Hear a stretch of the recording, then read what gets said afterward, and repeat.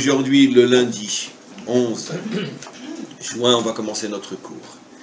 Et on est Parshat Korach, et pour mieux comprendre ce qui s'est passé dans cette paracha, évidemment, réduit dans le cadre d'un cours d'une heure, parce qu'expliquer une paracha, comme on le sait, des millénaires ne nous suffirait pas, et on va malgré tout essayer en une heure de dire quelque chose, mais on est obligé de revenir sur la fin, le dernier passage de ce qui s'est passé la semaine dernière, et pour ne pas oublier le cours et pour la réfoua chez les mâts de Michael Esther ben Julian Myriam. En tous les cas, on a un passage très mystérieux la semaine dernière, Parshat Shlach, qui parle essentiellement des explorateurs. Bon, ça, il y a déjà des dizaines de cours sur ce sujet-là sur le site, sans compter celui qu'on a donné ici. On ne va pas revenir sur les explorateurs. Mais par contre, à la fin de la paracha, on parle d'un sujet qui apparemment n'a rien à voir, mais qui a drôlement à voir, quand on sait décrypter.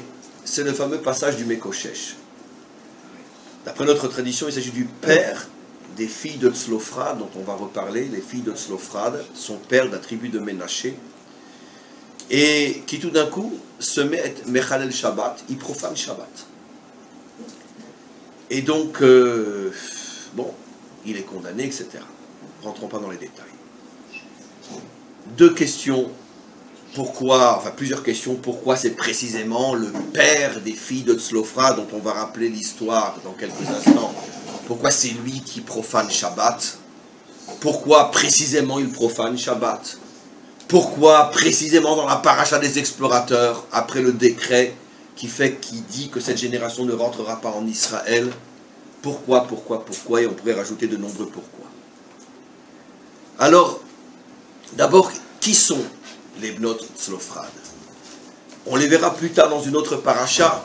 Elles sont décrites par la Torah et surtout par nos commentaires comme étant le symbole de l'attachement, de l'amour du juif à la terre d'Israël. Précisément, ce sont des femmes. Nos maîtres nous enseignent que les femmes ont toujours été beaucoup plus attachées à la terre d'Israël que les hommes eux-mêmes. Les femmes n'ont pas participé à la faute des explorateurs, par exemple. Elles ont complètement refusé.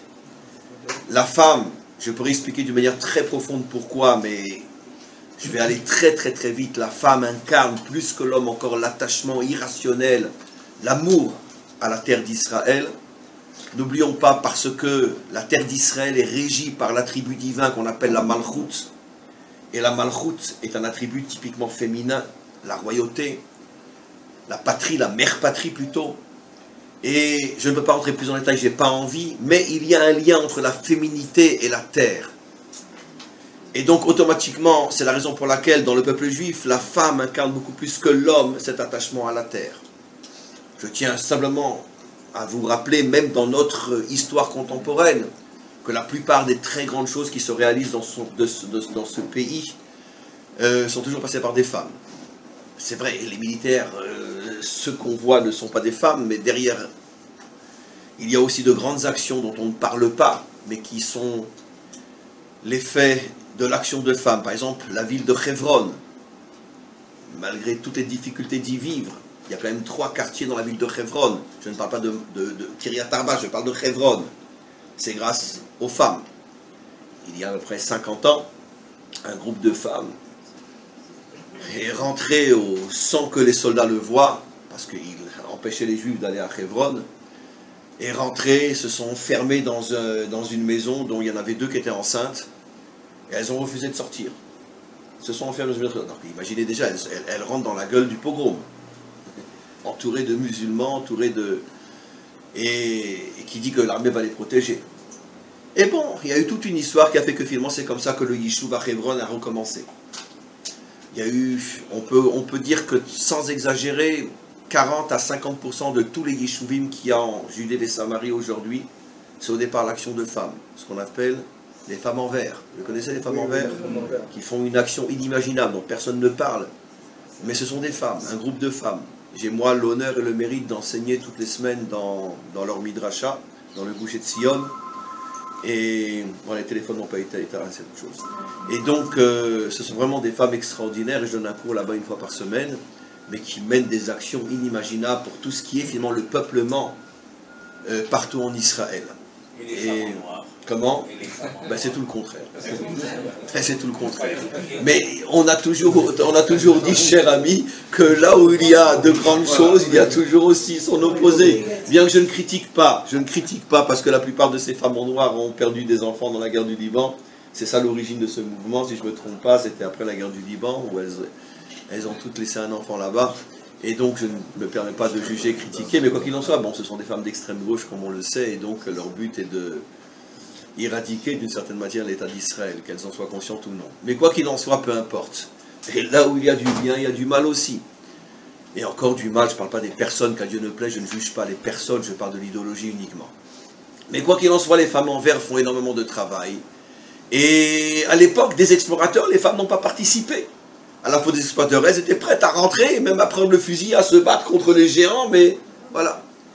Et n'oublions pas que peut-être pratiquement la première fois que dans une armée officielle, les femmes ont pris le fusil, c'était ici en Israël, la guerre d'indépendance, où les femmes se sont battues. Je ne parle pas de la résistance, il y avait des femmes aussi, mais dans une armée réellement qui se bat pour un pays, la première fois pratiquement que les femmes étaient en première ligne, se sont battues et ont vécu vraiment comme n'importe quel soldat aux premières lignes, etc., c'était pendant la guerre d'indépendance ici.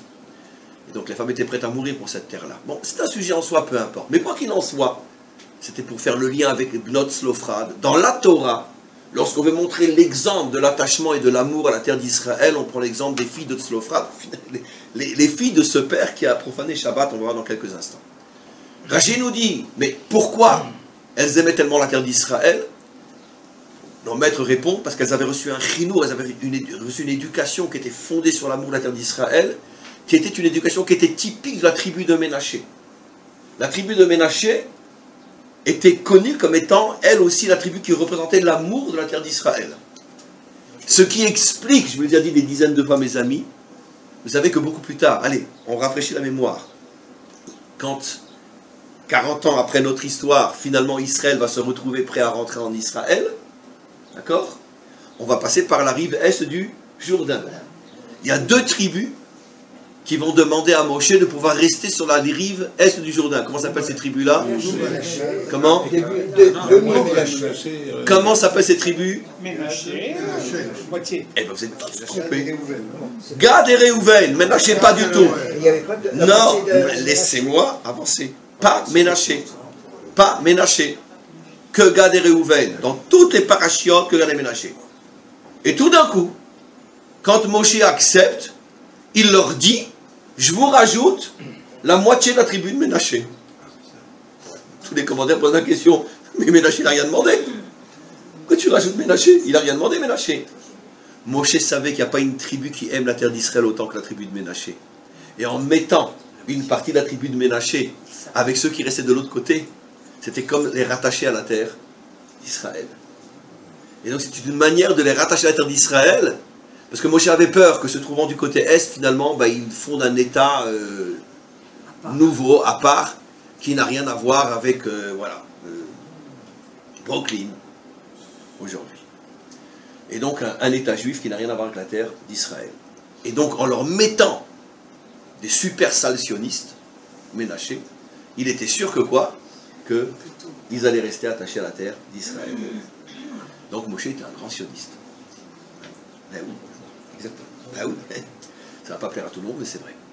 Et c'est pour ça qu'il a choisi une tribu très très Israël, pour les mélanger à eux, pour pas qu'ils aient le fantasme de croire qu'ils pouvaient se séparer de la terre d'Israël et devenir une nation en tant que telle.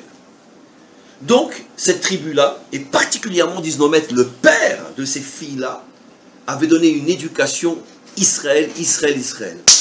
Qu'est-ce que le père, dans la paracha des explorateurs, qui a causé le fait que cette génération ne rentrerait pas en Israël, qu'est-ce que le père se met avec Mechalel Shabbat? Maintenant, avant de donner la réponse, rappelez-vous, mes amis, que pour être considéré comme quelqu'un qui profane Shabbat dans l'approche de la Torah, au point de pouvoir être puni pour ça, il faut remplir des conditions qui sont irremplissables. On dit irremplaçable en français? Irremplaçable. Irremplaçable. On ne dit pas comme ça, c'est pas grave. Depuis qu'il n'y a plus de français en France, l'Académie française a accepté qu'on puisse maintenant changer le français, comme vous le savez. À chaque fois, on invente de nouveaux mots et l'Académie française dit oui, oui, bon, on peut le faire rentrer quand même, parce qu'il n'y a plus de français en France. Très bien. Donc on a le droit aussi de dire irremplaçable. Irremplaçable. Très bien. L'Académie acceptera. Inapplicable. Infaisable. Voilà, infaisable. Pour pouvoir condamner quelqu'un dans le langage de la Torah, au point que nos maîtres nous disent qu'un tribunal qui condamnait plus qu'une fois tous les 70 ans était un tribunal sanguinaire, même à l'époque où la peine de mort existait, elle était inapplicable, même à l'époque où tout le monde était des barbares, et on tuait comme on respirait. Déjà, il y a 4000 ans, chez nous, on ne tuait pas, même un grand fauteur. Pourquoi? Parce que l'une des conditions pour pouvoir condamner quelqu'un qui a fauté, c'est qu'au moment où il faute, 2 témoins doivent se trouver à côté de lui et doivent lui parler dans un temps qui est aussi court par rapport au moment où il va commettre la faute que le temps de dire « Shalom Alecha Rabbi ». Bonjour mon maître. C'est combien de temps ça prend? 2 secondes. Bonjour mon maître, 1 demi-seconde. Il faut qu'il n'y ait pas plus de temps qui sépare la faute de cette parole. Quelle parole on va voir? Sinon on ne va pas le condamner. Et pendant ce temps-là, on doit lui dire, dis-moi, tu sais que c'est interdit ce que tu fais? Tu sais que tu es passible de mort? Et lui doit répondre, je le sais, mais je m'en fous. Très bien. Et si les conditions sont remplies, et que tout ça s'est passé dans un temps suffisamment court pour que l'action ait lieu tout de suite après la courte durée de cet échange entre les deux, on va t'amener au tribunal, tu es condamnable à mort, je le sais, je m'en fous. Si oui, on l'emmène, il est condamnable à mort. Combien de chances sur 1 milliard on a de chances de trouver un cas pareil dans la réalité? Aucun. Vous connaissez un idiot qui fait une faute sur laquelle on est passible de mort devant 2 témoins? Vous connaissez un idiot qui prend le temps de répondre, je le sais, mais je m'en fous? Impossible. Nos maîtres disent qu'en vérité, la condamnation à mort, qui est complètement inapplicable, est la preuve que, et ça c'est d'une beauté inimaginable, que la Torah ne condamne pas à mort la faute, mais l'idéologie. J'explique, mes amis. Parce que quelqu'un qui est capable de dire « Venez voir ce que je fais, venez voir ce que je fais », d'accord? Il appelle les gens à voir ce qu'il fait. Il sait que ce qu'il fait est condamnable à mort dans le système dans lequel il vit. Et qu'on le prévient. Parce que moment où on le voit, on le prévient, qui dit « Non, mais je sais. Je veux le faire, je suis prêt à mourir pour ça. » Là, ça s'appelle que cette faute est une faute idéologique. Ça veut dire qu'il a quelque chose, un message qu'il veut faire passer. Parce que si quelqu'un fait la faute uniquement pour la faute, d'accord? Si quelqu'un, il s'est aperçu que quoi? Que son feu s'est éteint pendant le Shabbat, qu'il est embêté comment qu'il va manger maintenant son couscous, d'accord? Et que lui, ce qu'il veut, c'est manger du couscous. Eh ben, il va rebrancher la plaque. Il va pas appeler le voisin pour voir, tu vois ce que je fais, hein? Mais non, parce que lui, il n'a rien contre le bon Dieu, il n'a rien contre le Shabbat, mais il en a un peu plus pour le couscous que pour le Shabbat, c'est tout. Donc, il va faire sa faute en secret. Lui n'est pas condamnable à mort. On n'est pas en Iran. On n'est pas en Arabie Saoudite. Depuis quand la Torah elle condamne à mort quelqu'un qui faute?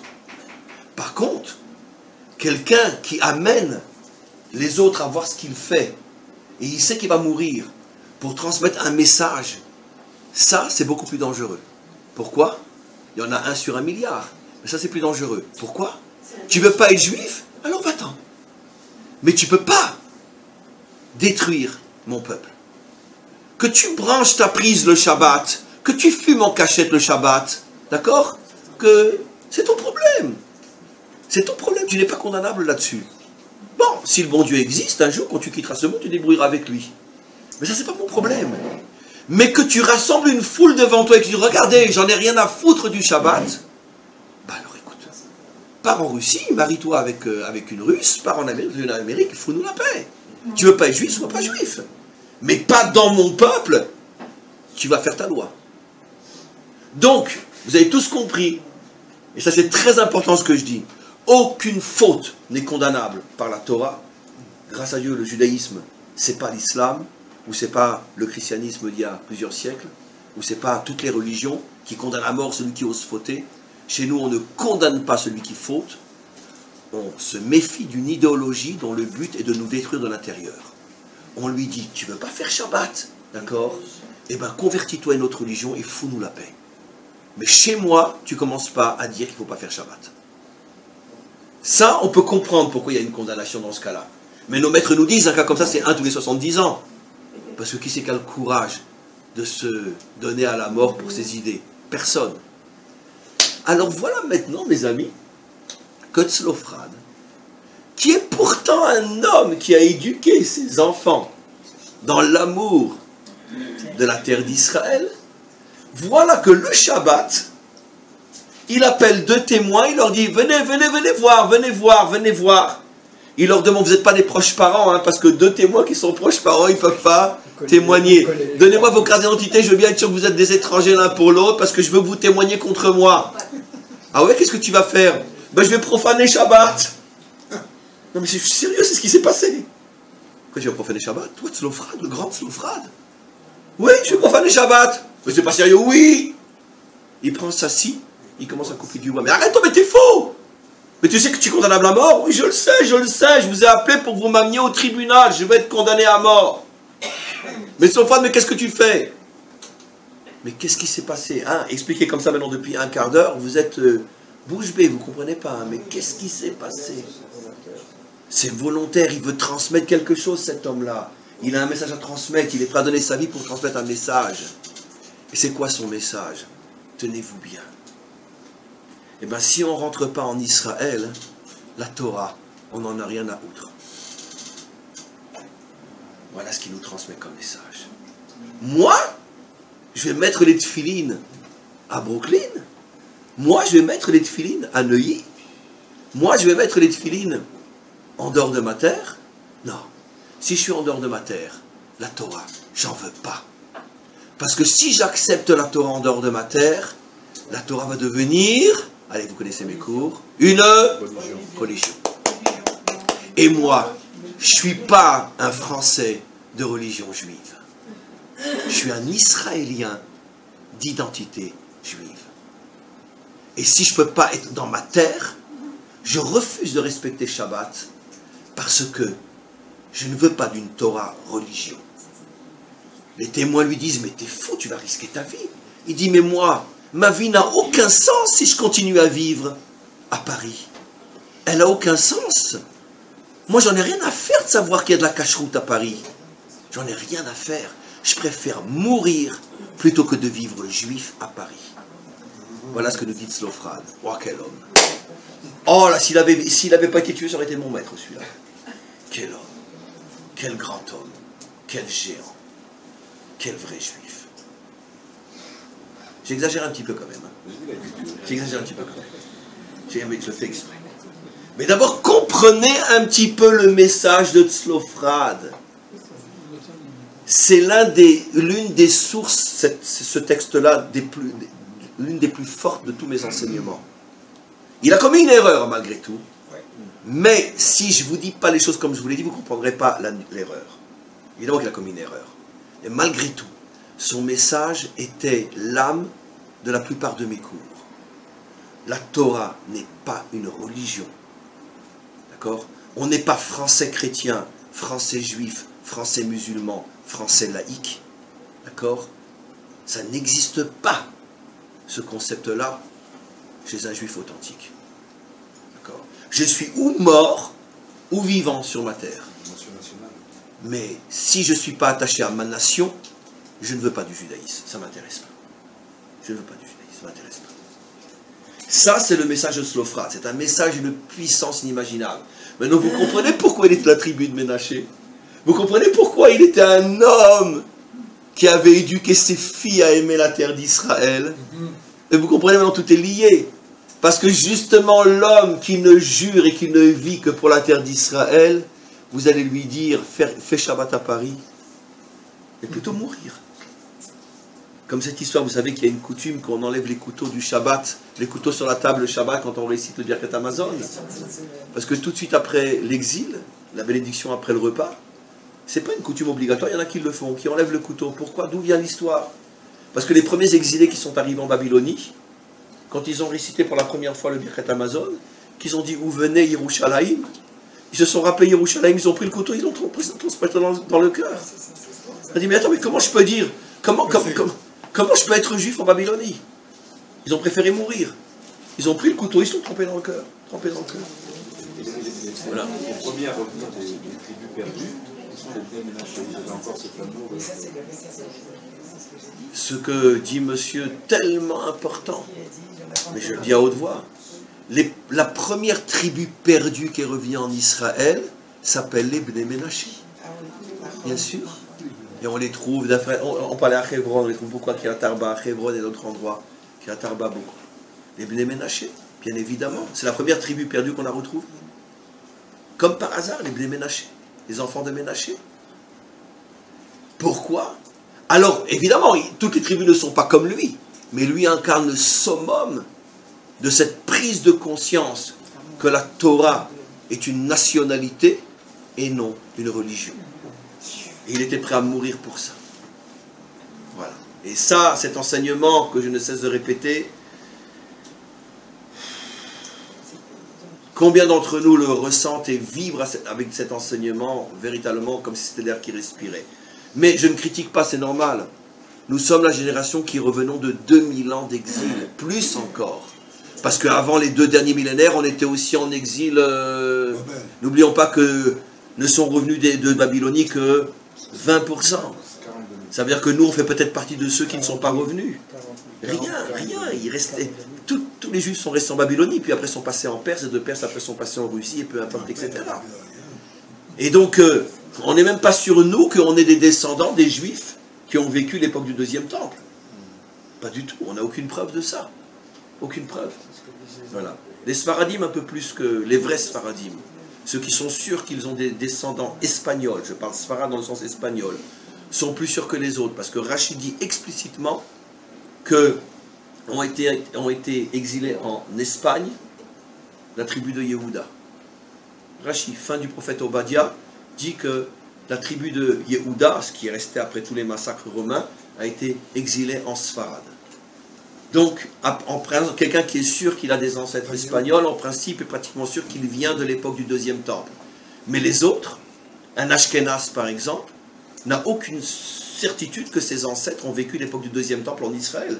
Peut-être qu'il vient de ceux qui sont restés en Irak, la majorité, passé après par l'Iran, de l'Iran, très facile, l'Afghanistan, Pakistan, Russie, machin, etc. Et voilà, après l'Europe, etc. Donc, je reviens maintenant à ce que je dis. On comprend donc quelle est la faute de Tzlofrad. Maintenant, malgré tout, ça va être la partie la plus dure du cours. Pourquoi malgré tout c'est une faute? Pourquoi il n'a pas 100% raison? Pourquoi malgré tout il n'a pas 100% raison malgré tout? Pourquoi? Vous comprenez aussi une autre chose, rien dans le texte. Moshe, c'est marqué clairement, il ne savait pas qu'est-ce qu'on allait faire de lui. Alors, tous les commentaires posent une question et ils disent, mais attends, comment Moshe ne savait pas ce qu'il allait faire de lui? Il est dit clairement dans la Torah que Mechalel Shabbat Mot Yumat, que celui qui profane Shabbat mourra, quand c'est dans les conditions qu'on a expliquées, qu'il ne savait pas faire de lui. Alors, il y a des commentaires qui disent, non, parce que Moshe savait qu'il était passible de mort, mais il n'avait pas encore entendu de quelle mort il devait mourir. Donc, il y a des commentaires qui disent comme ça. Mais moi, en suivant d'autres commentaires, j'ai dit une réponse beaucoup plus intelligente. C'est-à-dire, en vérité, qu'est-ce que Moshe, il ne savait pas quoi faire de lui? Parce que Moshe savait très bien qu'il s'était trompé sur une intention qui au départ était 100% pure et louable. Il n'a pas profané Shabbat Stam, parce qu'il a dit j'en ai rien à foutre du Shabbat. C'était pas son problème. Lui voulait enseigner au peuple juif que si vous ne rentrez pas en Israël, vous allez faire du judaïsme une religion, ce qui est pire que tout. Maintenant, il s'est trompé dans sa manière d'enseigner et de transmettre les choses, d'accord?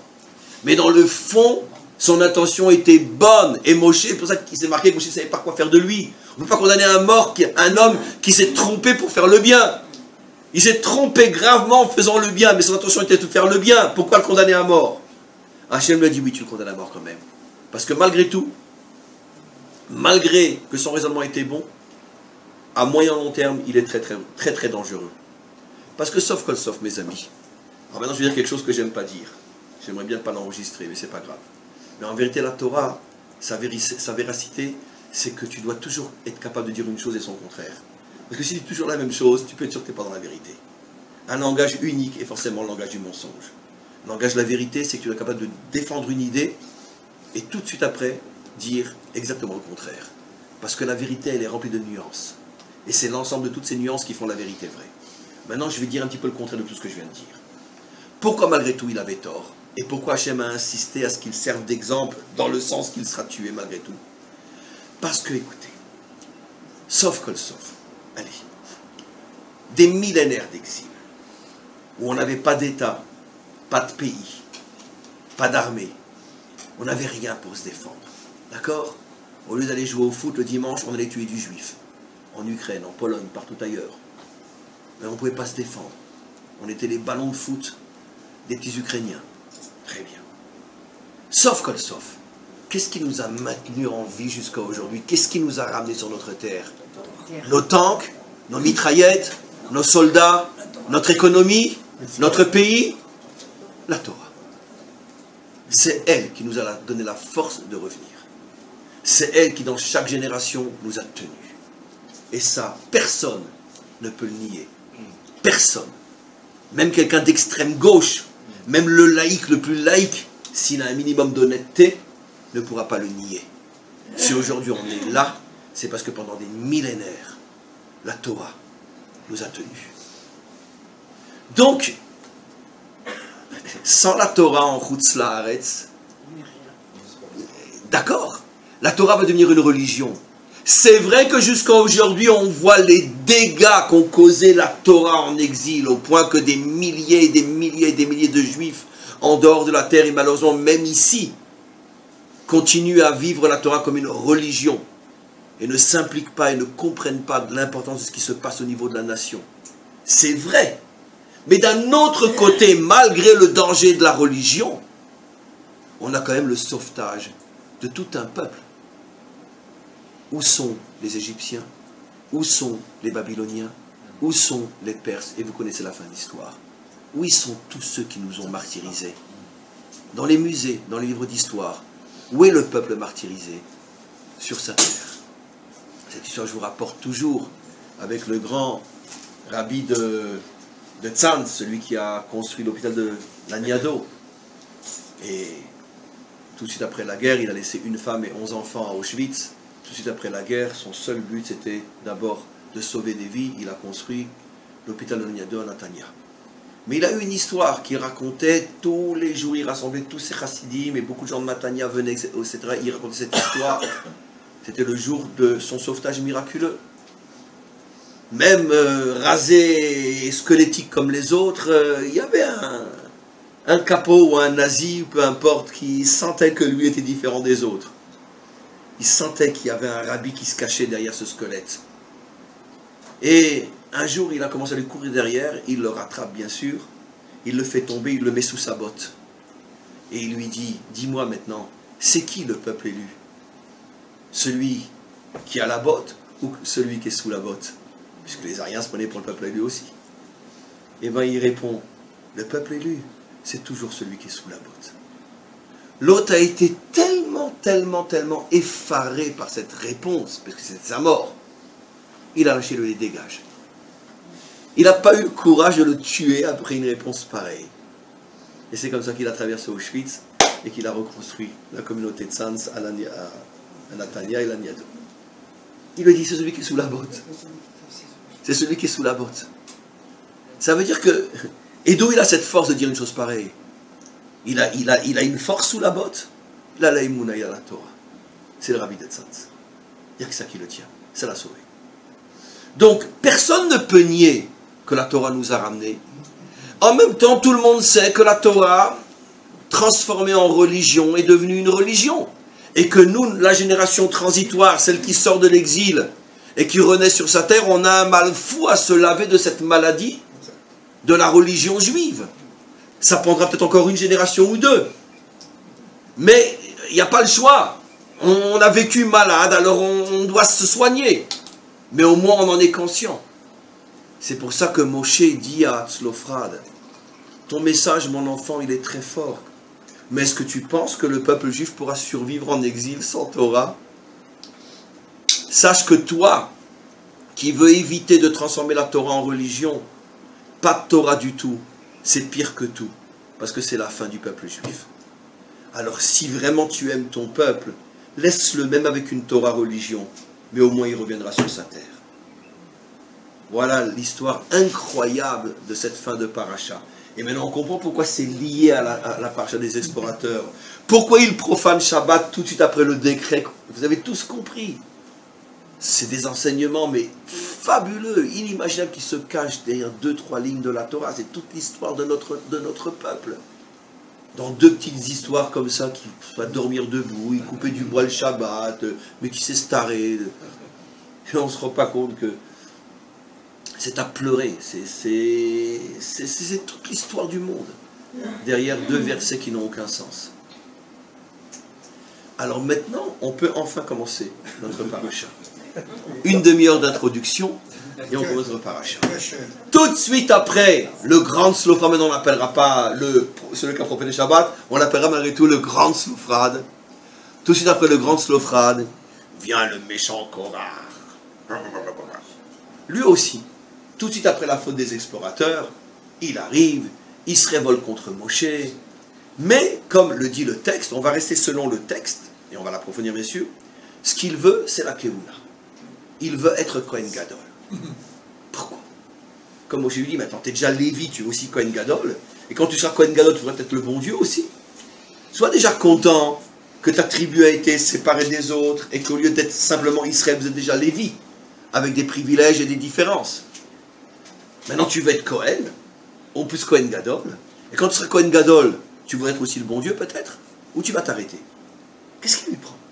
Surtout, n'oublions pas, je le dis très vite, mais c'est évident, qu'on parle d'un homme d'une grandeur énorme sur le plan Torah, puisqu'il arrive à amener avec lui 250 chefs de tribunaux. Ça veut dire, on sait très bien que, surtout dans le contexte biblique, être dans un tribunal, c'est-à-dire celui qui gère la Torah, c'est déjà être un très grand dans la Torah, en plus chef de tribunal.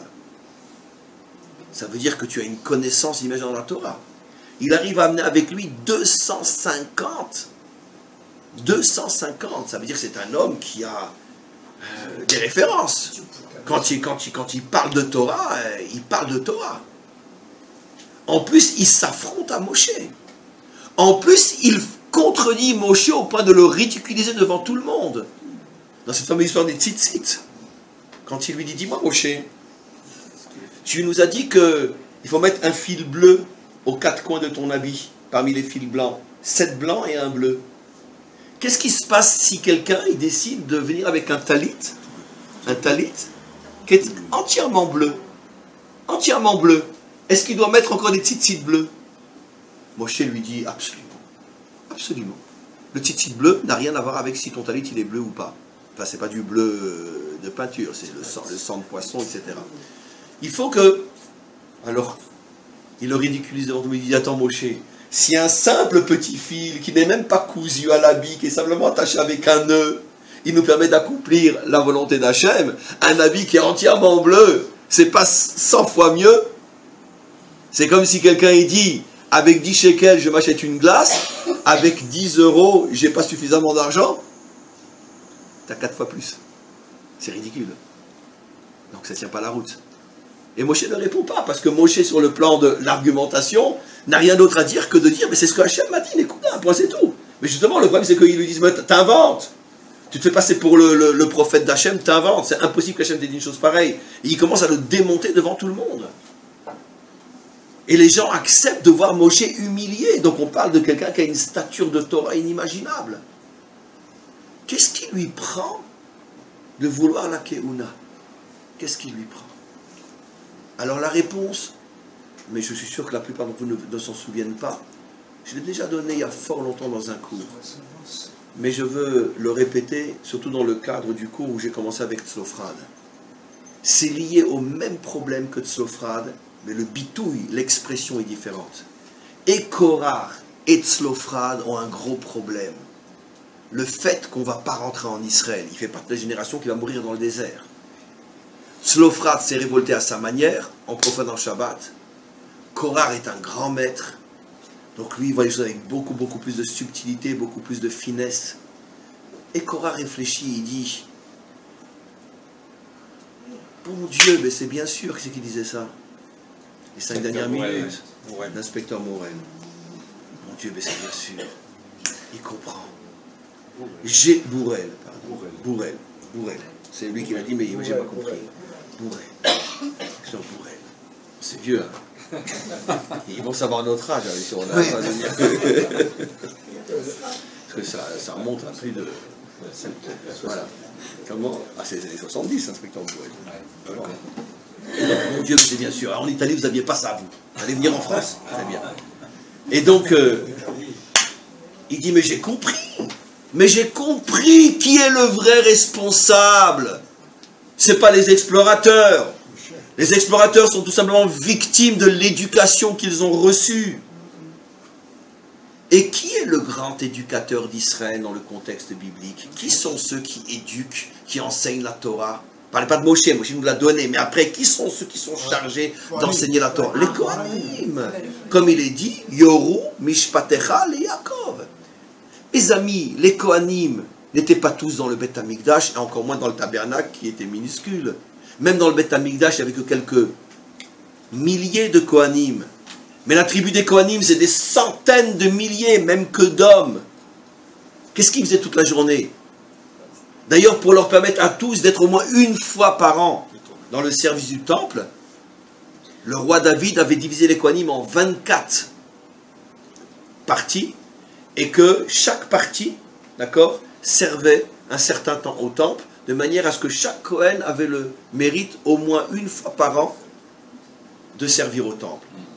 Une fois par an, pendant quelques jours. Et le reste du temps, qu'est-ce qu'il faisait? Et bien pendant très très très longtemps, l'enseignement de la Torah, c'est-à-dire le modèle du judaïsme, était représenté par les Kohanim. C'est eux qui enseignaient. Voilà. Maintenant, je vais vous dire des choses très très simples, vous allez comprendre. Si vous voyez quelqu'un dans la rue qui a des papillotes, il est jeune, il a 14, 15, 16 ans. Donc vous êtes sûr que l'enseignement du judaïsme qu'il a reçu, c'est à travers quelqu'un qui lui-même a des papillotes. Comment il exprime son judaïsme, vous pouvez être sûr qui sont ses maîtres.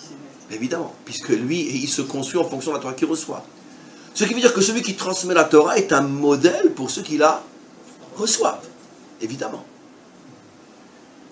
Et évidemment, chaque maître, chaque école, l'école de Hillel, l'école de Shammai était ultra-orthodoxe, l'école de Hillel était plus, je veux dire, libérale, mais était plus ouverte, plus tolérante, etc. Et donc, c'est des écoles différentes, des approches du judaïsme différentes. Ce qui veut dire que le choix du maître, le choix du modèle est très très important. Parce que c'est ce choix-là qui va conditionner finalement le judaïsme qui va être vécu par ceux qui suivent ce maître. Maintenant, à notre époque, il y a différentes écoles. Mais pendant des siècles, il y avait une grande école qui inspirait tout le judaïsme de la génération, c'était les Kohanim. Et selon le modèle des Kohanim, eh ben, le judaïsme était transmis. Et là, on va comprendre quelque chose d'extraordinaire. Vous allez comprendre qu'en vérité que Korah, comme Slofrad, avait 100% raison, en même temps qu'il avait 100% tort. Raison dans le fond, tort dans la forme. Comme Slofrad. J'explique. Il commence à se poser la question, il dit, mais attends, je ne comprends pas. Qui c'est qui transmet le judaïsme à cette nation, à cette génération? Ce sont les Kohanim. Et qui est la source première du judaïsme qui est transmis? Le Kohen Gadol. Mais Aaron, nous on le connaît, c'est quoi sa chita? Chita en français veut dire, c'est quoi ça? Non, chita, c'est quoi sa méthode de, sa philosophie, sa méthode de pensée? Elle est fondée sur quoi? Sur quel pilier? Sur quel attribut? Sur quelle qualité? Chesed, Shalom.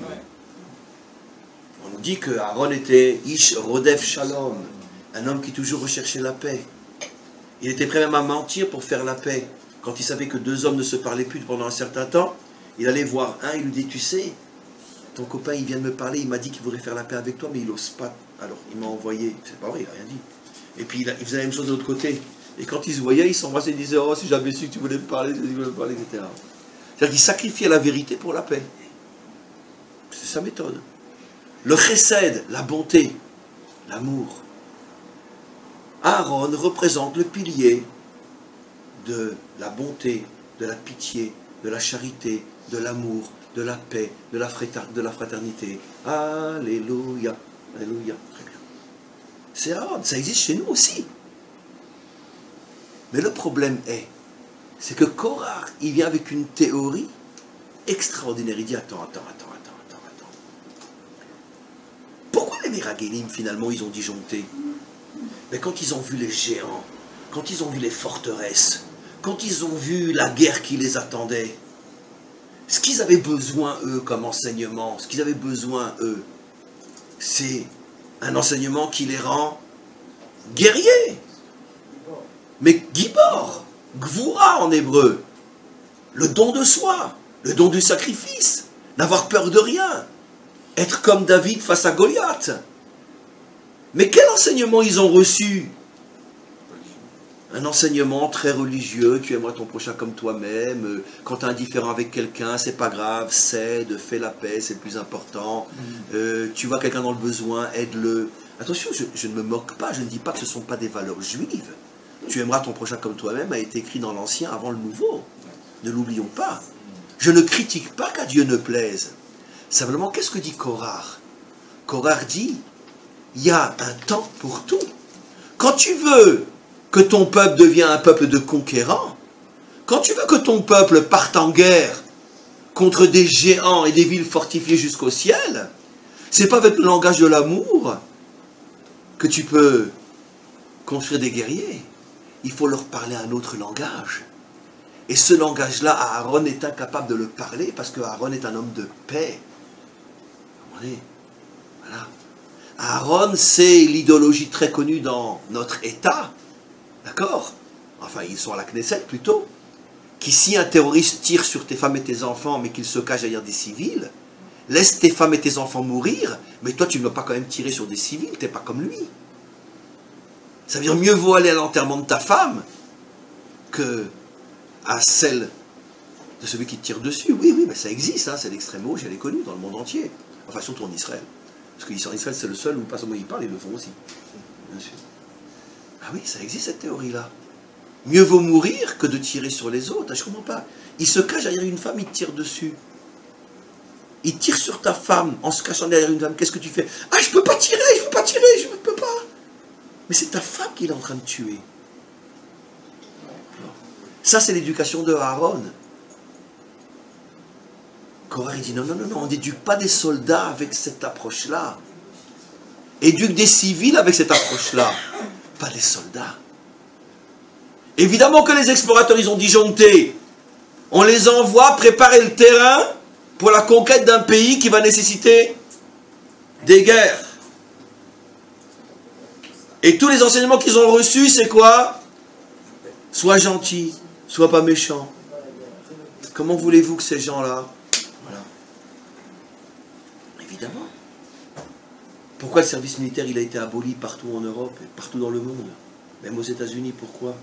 Parce que les générations, elles ne voulaient plus. C'était plus patriote, mourir pour mon pays. Mais attends, moi, ce que je veux, c'est mon petit WhatsApp, mon petit truc, mon petit machin. Je veux dire, ça ne m'intéresse pas. Je veux dire, il n'y a plus d'éducation qui fait du citoyen un homme qui est prêt à mourir pour défendre sa patrie. Maintenant, vous me direz en Europe, c'est normal. Parce que de toute façon, il n'y a plus de patriotes, il n'y a plus de patrie. Mais avant qu'il n'y ait plus de patrie, c'est qu'on a volontairement décidé de liquider la patrie. Ça n'a pas commencé aujourd'hui, où effectivement tu ne trouves plus de Français en France. Mais ça a commencé il y a 50 ans, 60 ans. Où on a commencé finalement à éduquer les gens avec le grand esprit, de l'amour, de la tolérance, pour affaiblir les nations et préparer finalement la destruction de l'Europe. Parce que ça sert les intérêts de quelques familles qui, etc., peu importe, mais ça j'ai pas envie d'entrer dans les détails. Voilà. Et bien c'est ce qu'il dit dans son langage Korah. Il dit à Aaron, excuse-moi mon vieux, arrête avec tes paroles d'amour et de pitié, de gentillesse et de charité. C'est pas comme ça qu'on parle à la conquête d'une nation. Moi je peux être Kohen Gadol. Parce que Korah, lui, justement, et c'est vrai, Korah était un mec. C'était un vrai. D'accord? C'était un vrai. Korah était un guerrier. Korah était un homme d'action. Korah était un homme dur. La preuve, sa révolte contre Moshe. Il a peur de rien. Avoir le courage de se révolter contre Moshe, franchement, on ne dit pas qu'il c'est, à mon avis, c'est plus dur encore que David et Goliath. Contre Moshe, il se révolte dans le contexte de l'époque. Il a peur de rien, ce bonhomme. C'est un jusqu'au-boutiste. Il dit, prenez-moi comme modèle et vous allez voir, la semaine prochaine, on est à Jérusalem. En vérité, mes amis, c'est pas qu'il a voulu remplacer Aaron. Il a voulu remplacer le modèle. L'école.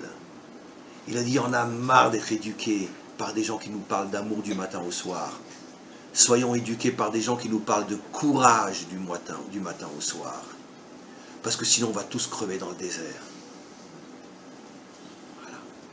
Et bien finalement, s'il y avait un peu plus de Korah en Europe, elle disparaîtrait peut-être pas. Je ne sais pas s'il y a une possibilité de faire une... Voilà. Mais... alors, on va voir. Je fais quand même Xylophrate. Maintenant, ça va être très dur maintenant de dire le contraire. On va voir. Prenez. Ils sont en train de nous révéler maintenant en France que tous les chefs de Daesh qui ont torturé, violé, massacré des centaines de personnes, on les a mis quelques mois en prison et puis ils vont bientôt être libérés. Et ils viennent de nous dire en France que l'un des plus grands massacreurs de Daesh, on lui a donné un papier de réfugié alors que tout le monde savait que c'était un des plus grands bouchers de Daesh. Me dites pas que... Non, mais nous en Israël, on sait ce que vous ne savez pas, vous en France. Je sais, parce que heureusement qu'on est en Israël pour savoir ce qui se passe en France, parce qu'en France, on ne vous dira jamais ce qui se passe en France. Moi, j'ai des milliers de Français qui me suivent, qui me disent heureusement, Ravnush, que vous êtes là, parce que sinon, on ne saurait pas ce qui se passe dans notre pays. Mais non, mais c'est vrai. Mais ce que je dis est vrai. On vient de révéler une affaire des plus scandaleuses, comme quoi un homme qui est responsable du massacre de 14 000 soldats irakiens a reçu un papier comme quoi il était réfugié malheureux. Il était persécuté dans son pays. Ben oui, il était persécuté. Ben oui. Réfugié politique. Et ils ne savent plus quoi faire maintenant, parce que maintenant on vient de le savoir, ils ne savent plus quoi faire. Il est passé par tous les pays. Mais bien sûr. Voilà. Alors vous comprenez que Korah, même si Korah maintenant se révélait en France, il ne pourrait plus sauver la France, c'est impossible. Il était une fois nos ancêtres les Gaulois. Voilà. Bien sûr. Mais quoi qu'il en soit, on peut comprendre maintenant, on revient dans le contexte biblique, Korah, il a raison. Il a raison, Korah. Maintenant, d'où je sais qu'il a raison, Korah? Tzadik katamar yifra keres balevanon yizge dans ce tachon ashkenaz du Shabbat. Tzadik katamar yifra. Un verset dans les psaumes. Un jour, le juste resplendira comme un palmier. Qu'est-ce que nos maîtres disent depuis 2000 ans déjà? Prends les dernières lettres du verset. Tzadik, Katamar, Yifrar, les 3 dernières lettres, Korah. Oh.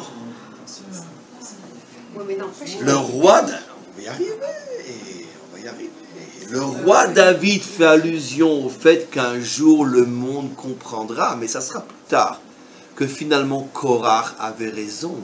Et il sera reconnu comme étant un grand sadique, grand comme un palmier, Tzadik, Katama, Yifrar, Korah. Waouh!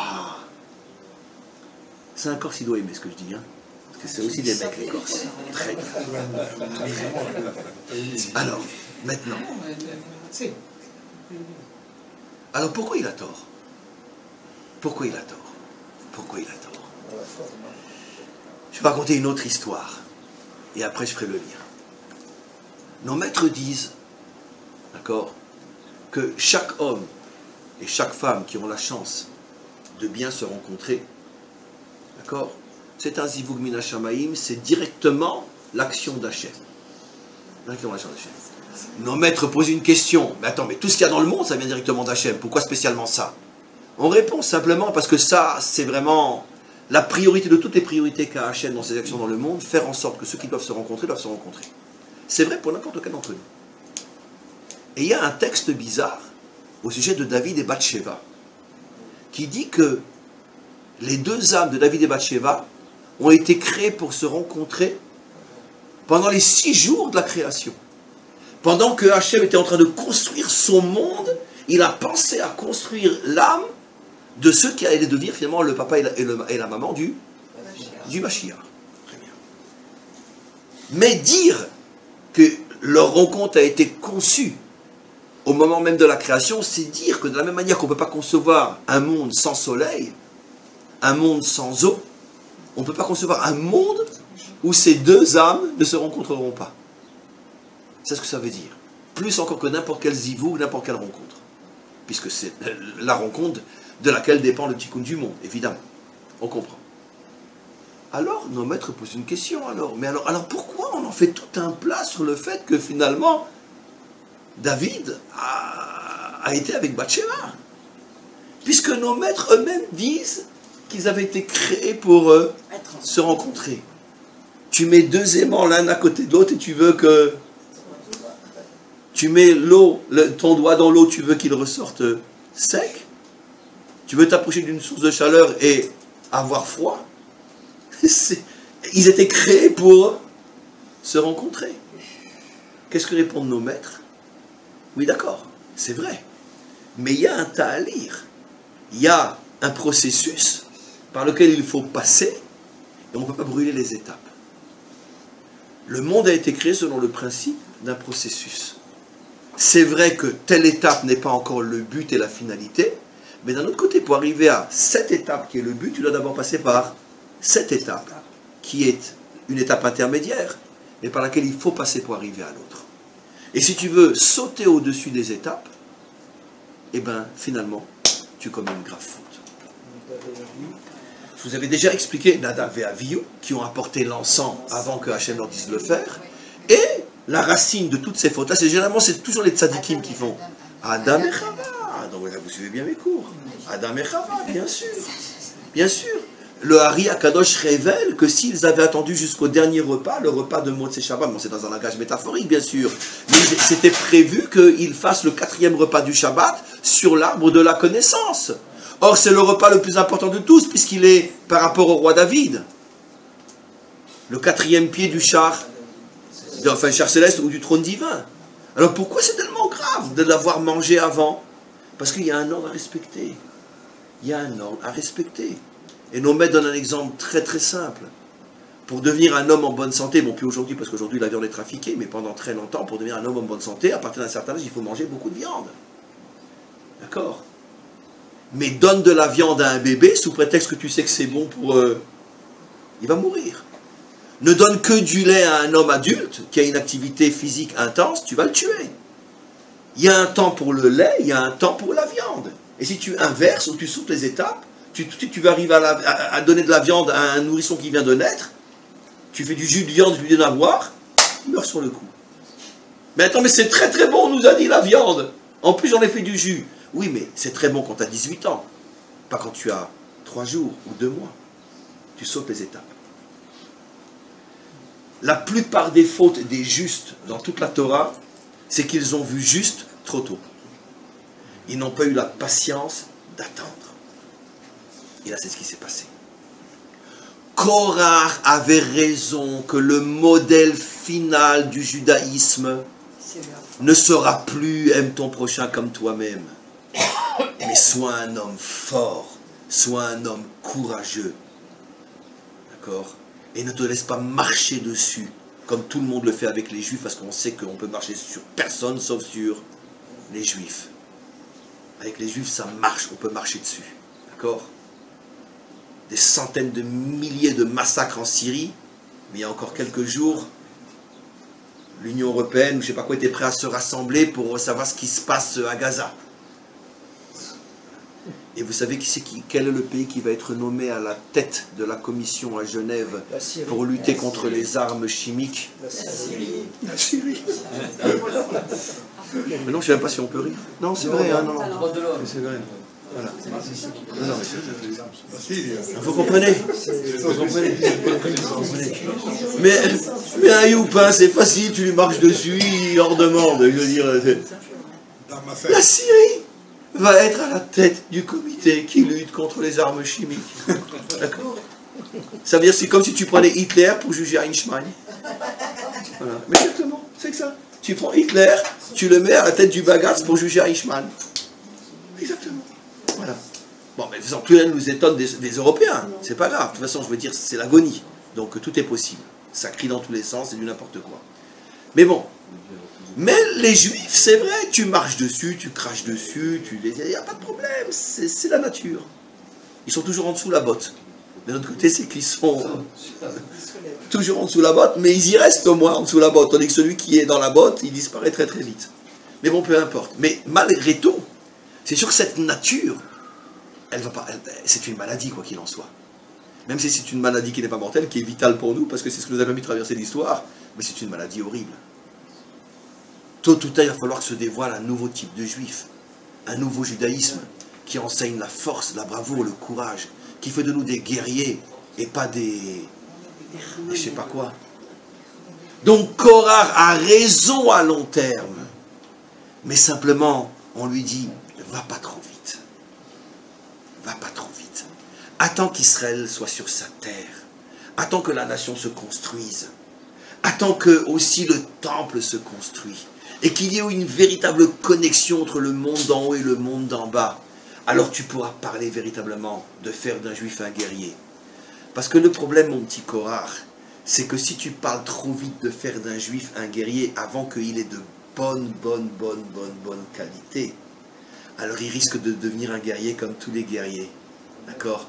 Un guerrier, jusqu'à aujourd'hui, quand il rentre dans un village, la première chose qu'il fait, c'est qu'il se tape toutes les filles. C'est qui? Il se tape toutes les filles. Excusez-moi, c'est Norvège Ladilovitch. Très bien. Et ça, la Torah nous dit, tu sais quoi?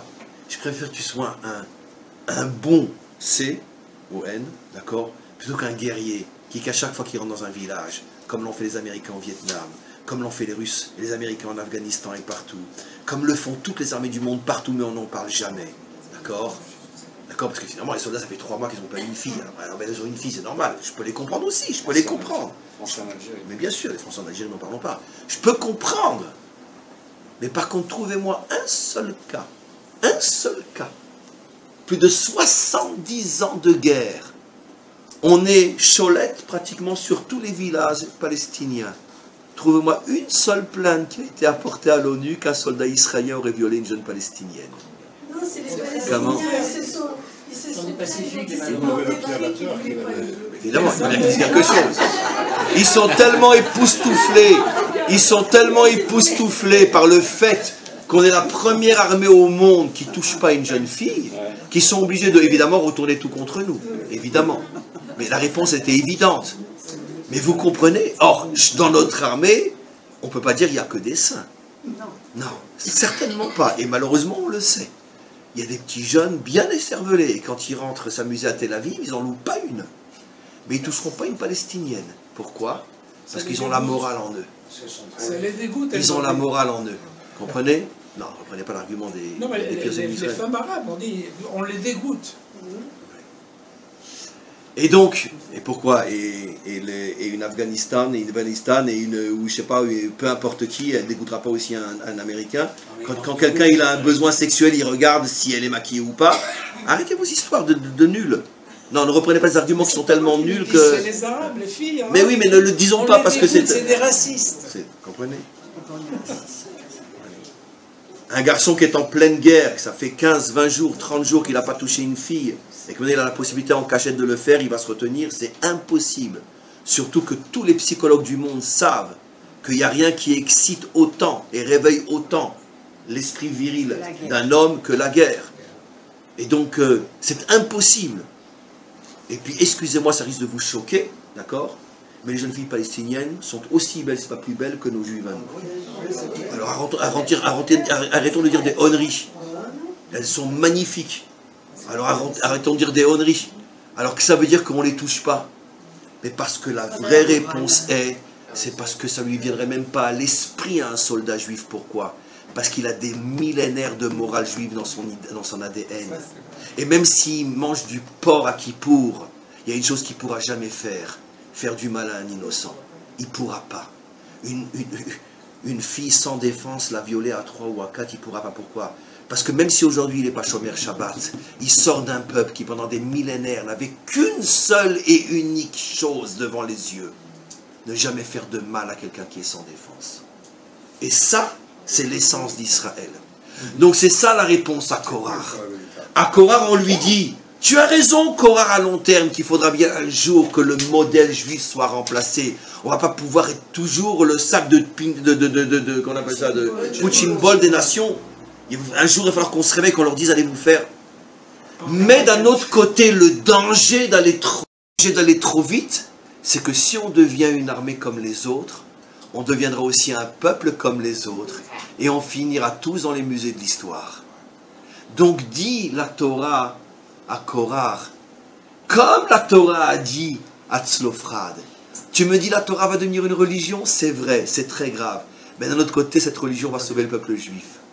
Tu me dis, dit Hachem à Korah, que finalement on est très très efféminés, nous les juifs, d'accord, à cause de l'enseignement très puritain, le mot que je cherchais qu'on reçoit. D'accord, c'est vrai, mais d'un autre côté, mieux vaut ça que de devenir des Américains au Vietnam. Alors entre les deux, mon cœur a déjà balancé de l'autre côté.